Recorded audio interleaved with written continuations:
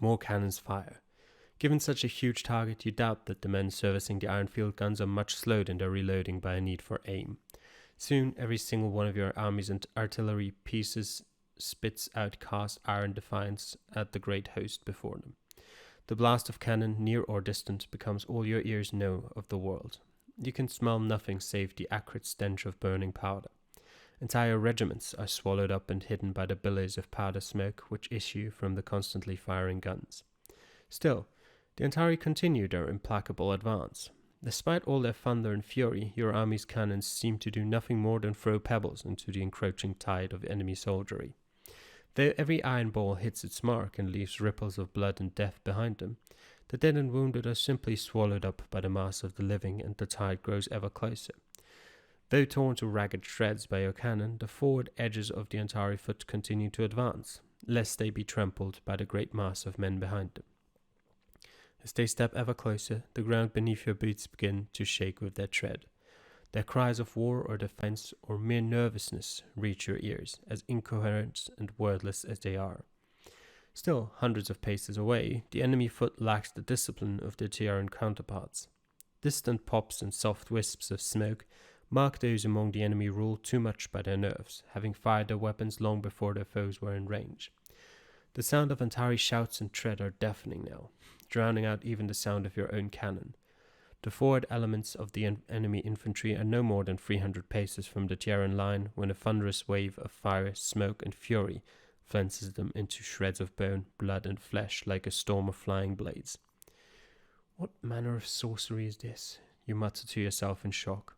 You do not know the name of what you have just witnessed, nor have you ever seen it in action before. However, after seeing the gory effects of the volley, even from a distance, you doubt you would ever want to see them again. For a moment, the Antari advance falters as screams of rage turn into screams of pain and fear. Confusion seems to reign supreme, and you wait with bated breath for the other boot to drop. From the Antari line, a man wearing a uniform dyed far too bright to be peasant homespun steps forward. In one hand he carries a long blade of good steel, in the other a blood-red standard marked with the silver double eagle of Antar. He is not alone. All along the line similar men step forward, waving their banners and exhorting their less enthusiastic fellows to resume the advance. The Antari horde begins to march forward again. Victory, it seems, will not be so simple. The cadence of the Antari advance picks up speed from a walk to a full run. It is clear now that the enemy have no intention at all of forming ranks and giving fire like a properly drilled army. "Battalion, make ready!" The command echoes down the vast line of orange-coated soldiery, relayed by red-faced sergeants. On command, the first rank of each battalion, some 400 or 500 men total, crouch, their long bayonet-tipped infantry muskets pointed upwards. The second rank kneels behind them. The third snatches up their weapons, ready for the next command. "Battalion, present! Arms!" The sight of a company of 100 men bringing their muskets to bear on the enemy in a single motion is an impressive show. To see a battalion of 400 perform the same task is something of a wonder. To see 27 battalions and more than 10,000 men bring their weapon up to their shoulders and point them forwards is nothing short of unforgettable.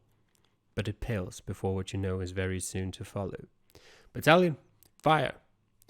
Your world explodes in a cataclysm of smoke, fire, and rolling thunder as the main body of Tiaran infantry fire their muskets. Less than 100 paces in front of them, the forward edges of the Antari advance melt away like ice under an open flame. The closely packed enemy tide stumbles upon itself, tripping and reeling over the windows of their own dead, now underfoot and before them. Some of the Antari standard bearers step forward again to resume the advance, but not many. No sooner have the Antari begun their steps forward does the steady crack of musket fire begin again. The battalion commanders have ordered the men to fire in their own time. All along the 10,000 men strong line, each individual soldier is reloading and firing at the approaching enemy as quickly as they can. A trained infantryman could manage 3 such shots in a minute, though there have been rumors of men who could do 6. Individually, a single man firing independently could do little harm to the Antari foot, but as one among an army, the steady storm of fire eats away at the ragged vanguard of the Antari foot, devouring the front ranks as others step forward to take their place. The miasma of battle begins to envelop you, the stench of powder and death. The smoke is everywhere, hanging over the entire field like an ash-grey funeral shroud until it blots out the sun and the battle both, leaving your position in a thick and choking darkness. For the better part of an hour, the universe's edges retreat to the walls of Castle Blogia, hemmed in by powder smoke and bounded by the rattle of musketry, screams, and the occasional clatter of steel on steel. "Damn me," you hear one of the other dragoons say. "I thought we was to be fighting today." He's not the only one. Some of the others around him grumble in agreement. How do you respond? Yeah, keep an eye out. The enlisted man squints into the thick fog, then shakes his head. "Aye, sir, they might, and they'd be halfway ramming their bayonets up our assholes before we see them, or they us." The man looks about him, clearly expecting a laugh. He doesn't get one. For all you know, the Antari could be but a dozen paces away, hidden in the thick powder smoke. Finally, an hour after midday, the sounds of battle fade away. The powder fog begins to thin under the gentle urging of an early afternoon breeze. You peer into the distance, trying to make out the situation on the field. A hole forms in the smoke, just large enough to give you the sight of the Antari foot soldiers fleeing before the fixed bayonets of the Terran infantry. "Is it over?" Elson looks out, leaning out the window to your left, his tone disappointed. Kazarosta appears at your right. "Hardly. Our infantry have merely repulsed their first attempt." As the smoke clears further, the wider image resolves itself. The Antari foot are in full disarray, their standard bearers dead or fleeing with the general mass of their comrades. Behind them, the battered but intact ranks of Terran infantry advance down the ridge, their fixed bayonets gleaming in the returning sun. You're not the only one watching. Your men see it too. Despite Kazarosta's cynicism and their previous complaints, they seem quite happy to cheer their impending victory. Suddenly, a scattering of blows strike the Antari rear. The trailing elements of the retreating foe halt as ragged holes are blasted into the tightly packed mob. "Our artillery does not seem quite content with letting the Antari leave the field," Kazarosta observes. Elson shakes his head, his expression full of confusion. "Our guns haven't the range to strike so far." You reach for your field glass and put the lens to your eye just in time to see puffs of smoke sprout from field fortifications far to the rear of the Antari army. A moment later, another volley of cannonballs slam into the backside of the enemy foot. "The Antari are firing into their own men," you exclaim. Captain Elson slams his fist against the stone wall, his countenance furious. "Damn their barbarism! To turn one's own guns against one's own bloody army. What madness has possessed the Antari to do such a thing?" "Not madness, pragmatism," Kazarosta replies, his voice chilly. "Look." He points at the ragged mass of the Antari infantry, now attacked from both sides as they turn to face the fixed bayonets of the Terran line once more. "They are now more fearful of retreat than they are of advance, so they take the path of least resistance." Both men glare at each other, their difference in opinion clearly irreconcilable. They turn to you to solve the dispute. What do you think?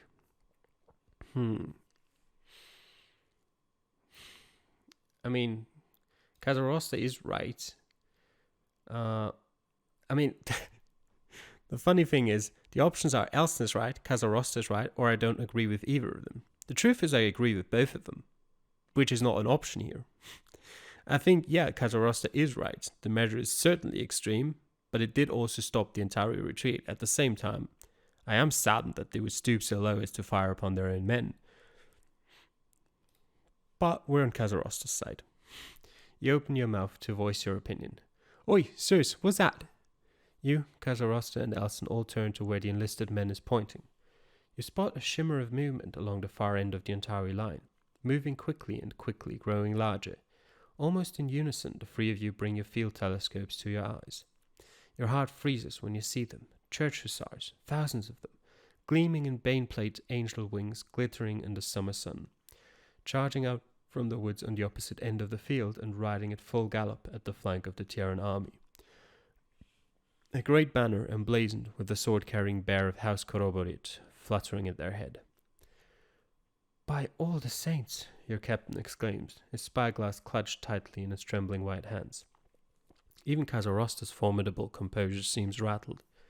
Did Wolfram not assure us that those woods were impassable? Apparently, Prince Corvert disagrees with that assessment.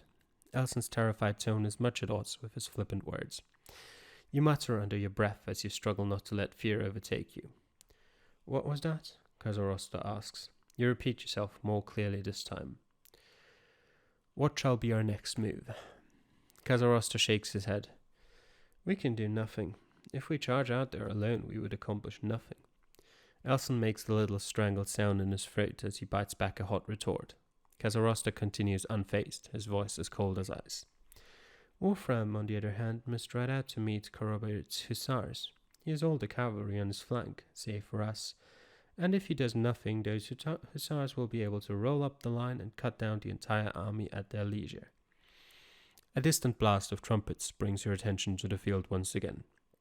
Your heart leaps into your throat as you see the Duke of Wolfram's banner flutter free in the grey wind as the Duke and his Terran cavalry ride forth to meet the enemy hussars head-on. You watch with bated breath as the two massive formations of cavalry converge on each other, sabres, broadswords, lances, and armor glittering in the sun. The ground trembles as the Antari and Terran horse surge towards their titanic clash. Battalion, fire! In an instant, powder smoke and fire blot out your view. The sound of the distant clash is drowned out by the closer sound of massed musketry as Terran infantry fire upon the returning horde of Antari foot. Once again, your world shrinks to a single floor of a single tower, bordered by smoke and fire and the screams of the dying. A half hour later, the battle pierces the veil of fog and fire again, this time in the form of a messenger, one of the Duke of Canaris' staff. Begging your pardon, sir, the Colonel wants to see all three of you downstairs right now. You descend the crumbling stairs to the ground floor of the tower, to see Canaris surrounded by the other officers of the regiment and speaking in hushed tones with a man wearing a major's insignia, covered in blood and filth and bruises. It is only when you get close enough to hear the conversation that you realize he is wearing the grey-green of the dragoons. I've already battered them to pieces. Towerbridge's brigade is being hit hard in the right flank. Canaris' expression is tired and drawn, as if he were a man twice his age. And Wolfram? He asks, his voice soft with anxiety. The other officer bows his head in sadness. Dead, sir. The Earl of Wellis and Viscount Halford too. If anyone is still in command of the cavalry, I know not who. You hear Elson give a choked sob. He staggers as if he had been struck in the stomach. The door slams open. What's all this? Wolfram? Dead? Asks a new voice belonging to Lieutenant Colonel Maras, the commander of 6th Squadron and second in command of the regiment. Canaris nods. As Major Keen was in the process of telling us, the battle goes poorly. Our right flank is in disarray, as is the chain of command. I'm afraid that this regiment must act now independently, if the situation is to be made salvageable. Have you gentlemen any suggestions? Maras claps his hands together before any discussion could ensue. We must attack, he declares boldly. For a moment there is only silence as the regiment's second-in-command strokes his unfashionably luxuriant facial hair. Then, as enthusiastically explosive as before, he continues. Yes, if we strike from this flank, the Antari will be forced to face us and give our brothers on the other flank the time to gain the initiative. Let us lead a valiant charge and tip the balance of the battle in our favour, your grace. For king, for glory, and for all the saints, let it be so. Perhaps it is something in the air, but the lieutenant colonel's exuberant bloodlust seems to be contagious. Canaris, at the verge of despair a moment before, speaks with a new energy. I concur. Maras, you will assemble your squadron before the enemy. I shall do the same. Major Keen, find whoever is in command now and report back with news. Captain Elson, you will maintain 2 of your troops here to hold the castle and receive Major Keen's report. The rest shall join us in the advance. The strange enthusiasm which has infected Canaris seems to have also afflicted Captain Elson, as he grins in boyish glee. Kazarosta, you and your men will remain here to guard the towers. The Deathborn's eyebrow climbs. Sir? Elson's grin turns ugly, and his high spirits turn instantly into a burning fury. Damn your insolence, sir. You will remain here to command the defense of this fortification, and you will do so until ordered otherwise or until the ending of the world. Kazarosta nods. Very well, sir. Elson turns to the rest of his lieutenants, yourself included. Now who will stay with the bastard, he asks, his voice still hot with fury.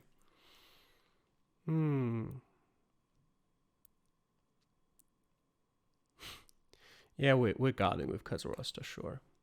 You watch the rest of the regiment assemble itself and set off on its attack before heading back up the stairs to the tower where your men await you. At the top of the stairs you find Kazarosta waiting for you. Let us not waste time, Castleton, and see to making this position defensible, he says, his voice entirely neutral. You nod. Such a course of action gets no objection from you. Kazarosta continues. First, I shall require you to place yourself and your men at my disposal. You blink in surprise as Kazarosta's words sink in. Surely he does not expect you to simply subordinate yourself to an officer of the same rank, and a deathborn besides. Apparently he does. If the worst comes to pass, and we find ourselves the only force holding this flank, then I shall require your complete and unquestioning obedience if we are to stand a comfortable chance of surviving this day with our honor intact. The deathborn officer may have a point. You know Kazarosta's mastery of the soldier's trade to be almost unmatched. Despite his bloodlust, complete disregard for the customs of war, and callous manner, it is quite likely that he might be able to get you and your men out of this alive. However, should you survive in such a way, there is no doubt that Grenadier Square would look poorly upon your inability to maintain command of your own men. Such a thing could not be good for your career. Although you doubt either Kazarosta or his troop would submit themselves to your command, surely you can dissuade him from usurping your command out from under you, should you so wish.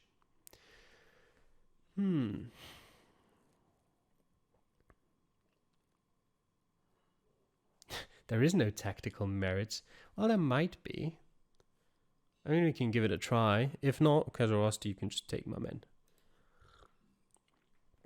You try to come up with some arguments in favor of allowing you to retain command of your men, but in the end none seem to gain any traction. Kazarosta dismisses them all.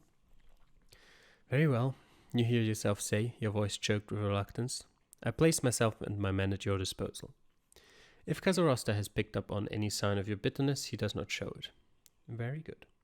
Suddenly you hear the sound of hobnailed boots pounding up the stairs. Both of you reach for your pistols, only to relax measurably when Major Keen's bedraggled figure emerges. Who's in command here? He asks. I am, Kazarosta replies in a tone which brooks no objection. The Major looks at you warily, but you can do nothing but nod agreement. Squabbling in front of a superior officer of a matter of temporary command would bode well for neither of you.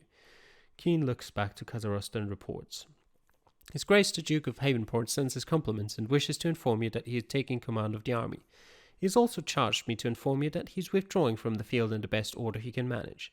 He believes that our main priority should be to maintain the army in good order as we retreat. Kazarosta takes this new intelligence coolly. Very well. What are our orders? Keen grits his teeth. You have Lord Havenport's leave to withdraw at your own discretion. Any questions? Well, let's withdraw then. Kazarosta shakes his head. Not until we've news that the main body of the army is clear. Major Keen's eyes go wide. Are you sure, Lieutenant? The deathborn officer nods. If we leave now, the Antari may bypass the rest of the regiment ahead of us and pass through this position unopposed. This done, they will take our army in the flank. The retreat will become a rout and the army will die. Keen does not seem mollified. You would hold this position with 80 men? Kazarosta nods. If the Saints will it. We have lost the battle, but we cannot in doing so lose our army. 80 lives are a cheap enough price. He speaks matter-of-factly as if he were discussing the weather, not all of our lives. The Major purses his lips, having clearly given up on convincing your fellow officer on the appeal of cleaving to the better part of valor. Very well, I will return to the Duke of Havenport and inform him of your decision. His tone makes it very clear that he does not expect to see any of you alive ever again. Saints go with you, gentlemen. No sooner does the Major depart the room, does Kazarosta turn to you. Castleton, I would have you set up position along. You raise your hand to interrupt as you feel the first tinges of a Bane signature emerging from the direction of the Antari. Kazarosta, far from annoyed by your abrupt gesture, turned towards the northwards facing windows, his expression poised in question. You nod. Dragoons, make ready to repel attackers, Kazarosta shouts, sending the dragoons near you scrambling for weapons, cartridge boxes, and pre-arranged firing positions. Tension is high as you wait for the pinpricks in your mind's eye to come out of the fog. Oddly enough, those men approaching have neither the formation nor the speed of an Antari attack. Regardless, you stand ready to fight off any attack and keep pistol and saber at hand. It is only when the approaching figures ride out of the fog that you recognize the grey, green, and red of dragoon tunics. Stand down, Kazarosta orders as your fellow dragoons ride up into the shadow of the tower. Kazarosta stares at them as they pass under the sights of his pistol. Some of the newcomers are bloodied and bruised, but there are too many of them still left unscathed to be a truly beaten force. They shouldn't be here. And yet here they are, you find yourself saying. The other officer nods. Then let us find out why. The languid young man at the head of the retreating dragoons manages a rather aggravating sneer as you and Kazarosta approach him on foot. Lieutenant Whittlebrook joined our squadron last week, Kazarosta explains to you while you are still some distance away. The Saints have seen fit to make him a troop commander, though I may disagree with their opinion. The leader of the newcomers looks down his long hooked nose at you as you draw close. Lieutenant Castleton, was it? How goes the defense?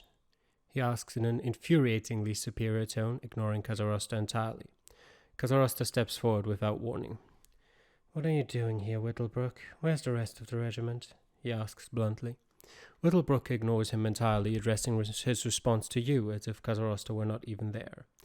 Captain Elson bade me to withdraw from the field. The Antari cavalry are advancing in great force upon this flank, and he wished for us to report this news to higher command, he says, as if he were responding to an accusation and not a mere question.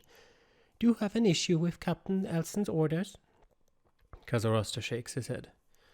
Stop trying to lie, Whittlebrook. You're very bad at it.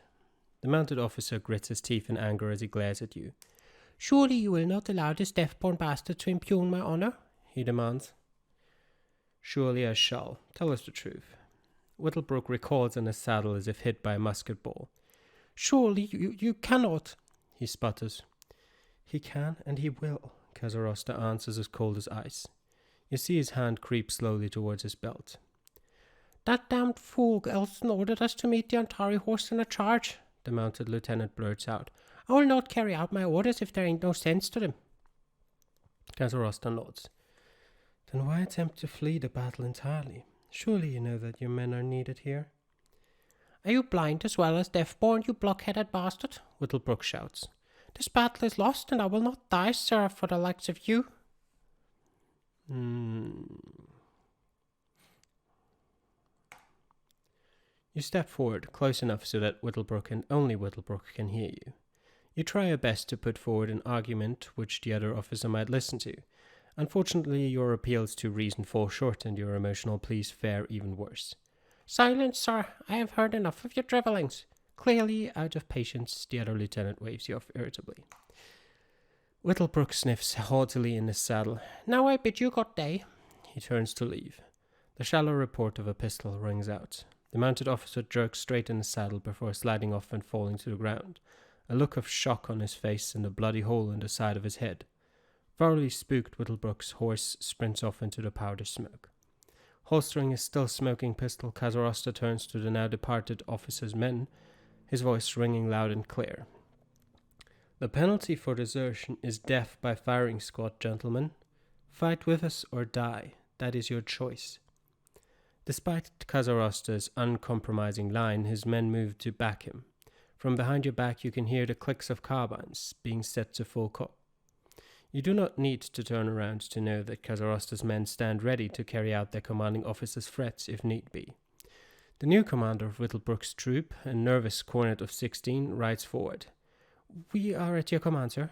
He gulps, shifting in a way which seems to indicate that the lad's trousers may no longer entirely be dry. Your deaf-born comrade nods, acting as if nothing about the situation were abnormal at all, and as if he had not just murdered a fellow officer in cold blood. Very good. Lieutenant Castleton, deploy your men across the space between the two castle towers. With your position bolstered by an extra troop, you cannot help but feel a little better about your position. Although 120 men stand no better chance of withstanding a determined charge by a numerically superior opponent than 80, you are at least secure in the knowledge that 2 troops, not 1, will be firing upon the enemy as they bear down upon you, perhaps thinning out the numbers that actually reach your men by a great deal.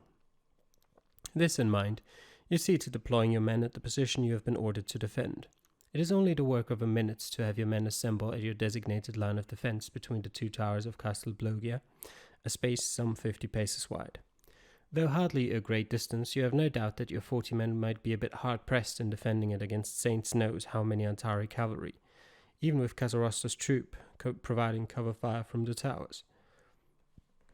With the area ahead clear for now, perhaps it would be best to find some way to bolster your defences in the short amount of time you have before the enemy is upon you.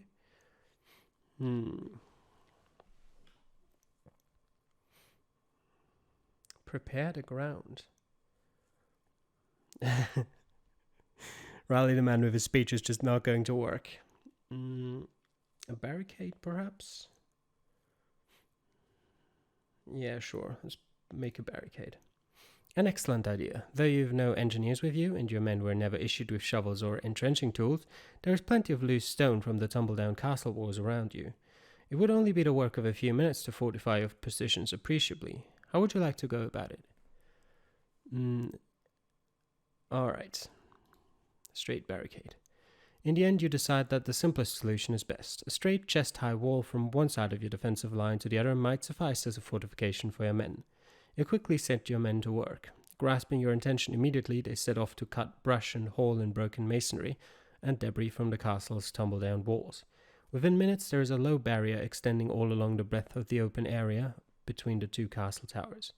You hope it will be enough. You feel the oncoming Antari horse before you see or even hear them. The ground in the shadow of Castle Blogia trembles with the approach of the great tide of horse and soldiery, which you know is bearing down on you with speed beyond that of any man. Clumps of sod rattle along the ground as the enemy cavalry ride ever closer. The masonry to each side of your flimsy defensive line begins to shake and crumble.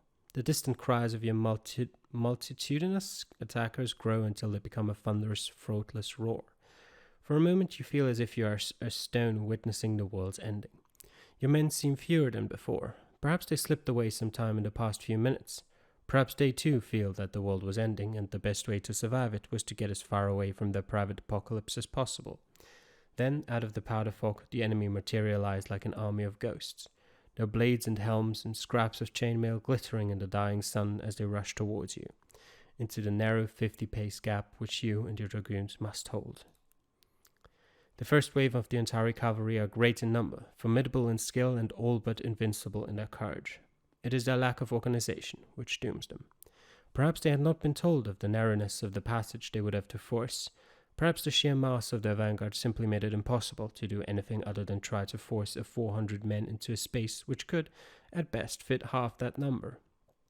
Either way, the first ranks of Antari cavalry fall into confusion as their mounted men grind into each other, smashing into each other's flanks. Their charge devolved into a packed, constricted mass, pushed forward only by the momentum of those behind them. Kazarosta's dragoons could not have possibly missed. The stone walls around you bury themselves in powder smoke as the concussive crack of a single carbine volley pierces the sound of confused horses and screaming men. The Antari are in even more confusion now, as men fall by the dozens, struck down by the hidden gunmen firing upon their flanks. The Antari press onwards, towards your men, thrown forward either by sheer blind courage or the confused eagerness of the men behind them, rendered ignorant of the carnage awaiting them by the powder smoke and sound of battle. At 20 paces, your men open fire. The first ranks of the Antari charge, crumple, and die, their screams buried under sound of hoofs and the war cries of those behind them. The Antari have regained their momentum.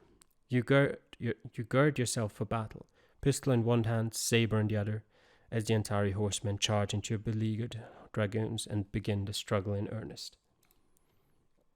The first of the Antari horse comes roaring at you like a dumb beast, a throaty battle cry on his lips and a saber held high over his head. It is almost as if he does not even expect to meet any resistance. His arrogance proves his undoing. Your opponent may not have seen the barricade before you, but his horse does. As the big animal leaps to clear the obstruction, you duck below. Your blade lashes out like a silver whip and buries itself deep into the animal's belly. The Antari horse's legs give way as it lands, and its rider goes flying in a heap. To finish the dazed man off is mere child's play.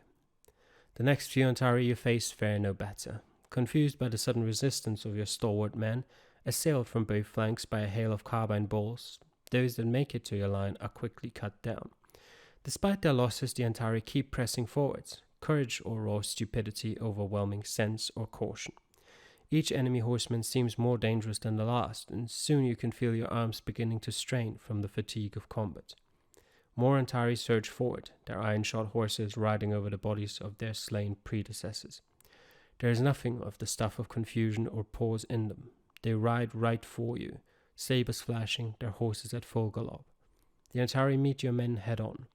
The shock of their charge throws several of your dragoons off of their feet, leaving them easy prey for Antari sabers and short lances. Your line begins to break under the fury of the Antari charge. Here and there your men turn to run, only to be cut down by the enemy. You know full well that to flee now would mean certain death. All you can do is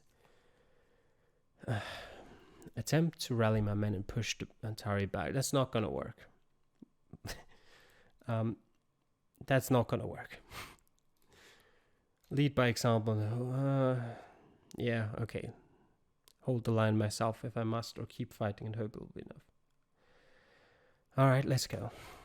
You step forward, beyond your faltering battle line, your bloody saber in front of you as you advance implacably into the Antari horde. The first Antari to notice you does not even manage to turn to face you before your blade pierces his throat. The second only manages a half-hearted thrust of his short lance before you brush it aside and haul him off his saddle with your free hand and mesh his head into the ground with the heel of your spurred boot. By the time the rest of the Antari notice you, your men have rallied and you retreat back to your line, now firm against the enemy onslaught. A thunderous volley erupts from above you. Billows of powder smoke obscure the narrow passage. The Antari horsemen before you, so leonine in their fury and invincibility, not an instant before, are brought down like so many bottles of glass shattering as they fall. To your surprise, the Antari do not try to rush forward again. Instead, they reel, turn, and retreat. Your men watch the Antari withdraw in silence, too ragged to even essay a cheer.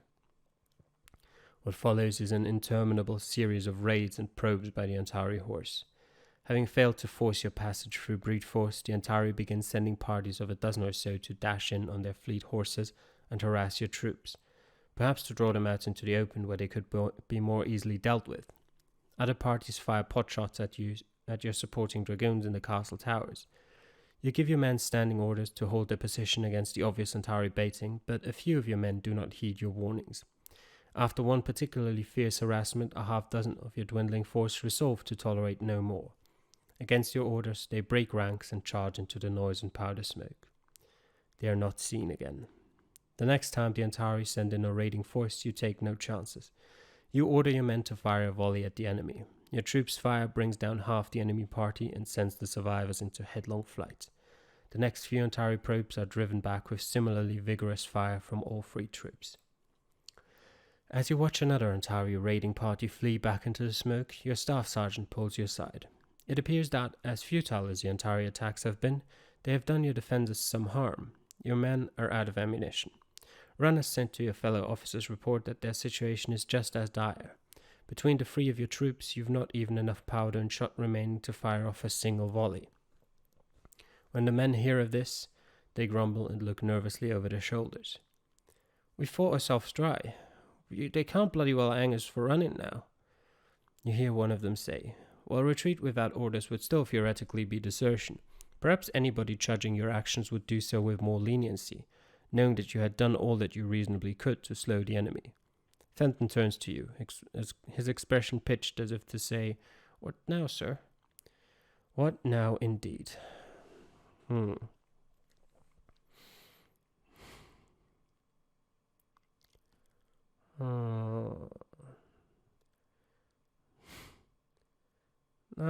That doesn't... No.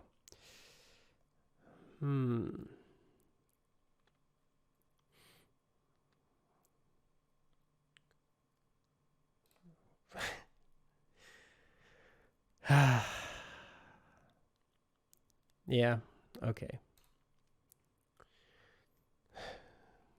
Ooh, I don't like that achievement. I've already read it. You return your staff sergeant's gaze and shake your head. Retreat is out of the question. We must hold this position, whatever the cost. The staff sergeant opens his mouth to say something, but before he can, another man pushes him aside. Stay here and get killed if you want. We want to live, damn it. Will you let us leave, or won't you, sir? Fenton opens his mouth again, but the glares of the men around him stop the words in his throat. You face your challenger and shake your head. The enlisted man frowns. I'm sorry to hear that, sir. Your breath shoots out of you in a gasp as your head is pulled back by an unseen hand. You feel the cold pain of a blade being drawn across your exposed throat. A second later, you are on the ground, trying to curse your fleeing men as they make their escape. No words come out, only blood, choking you and drowning you until you breathe no more. And thus your story comes to a premature end. Yeah, I guess, as you've said before, we're gonna return to a checkpoint. I'm not gonna read through all of it. Of course, I might, similarly to the last time, I might just take different approaches here or there, and then I'll let you know what happened once we've somehow made it past here, perhaps. Alright, we're back here. I guess we're not going to die here, on the order of a man who is likely already dead. I'll simply walk into a cloud of powder smoke and slip away. When nobody's watching, you slip away from your line and head the post where your horse is stabled. As quietly as you can, you untie Arachne and simply ride away. Firmly planted in Arachne's saddle, you ride southwards towards Norinja as quietly as you can. It would not do for you to be caught now when escape from this doomed enterprise is so close. Thankfully, you are not detected as you slip away, and you make it to the tree-shaded safety of the Imperial Highway, riding along the ancient cobbles as the sounds of death and battle slowly fade away behind you.